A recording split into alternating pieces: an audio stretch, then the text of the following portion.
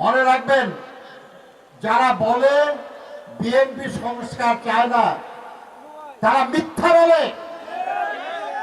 BNP সবার চেয়ে বেশি সংস্কার চায়। বেগম খালেদা জিয়ার ভিশন 2030 একটা সংস্কার প্রস্তাব, তারেক রহমানের 31 দফা কর্মসূচিও একটা সংস্কার প্রস্তাব। আমরা বলেছি যে যখনই ক্ষমতায় থাকেন এই সংস্কার প্রস্তাব বাস্তবায়ন করেন, আর আপনারা না করলে আল্লাহর মেহেরবানিতে আমরা দায়িত্ব পারলে আমরা এটা বাস্তবায়ন করবো ইনশাআল্লাহ।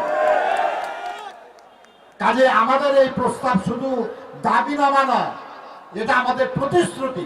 গণতন্ত্র পুনঃপ্রতিষ্ঠা করতে হবে, জনগণের সংকট সমস্যার সমাধান করতে হবে, কৃষকের ফসলের ন্যায্য মূল্য দিতে হবে, শ্রমিকের ন্যায্য মজুরি দিতে হবে, ব্যবসায়ীদের সৎভাবে নিরুপদ্রবে ব্যবসা করার সুযোগ করে দিতে হবে।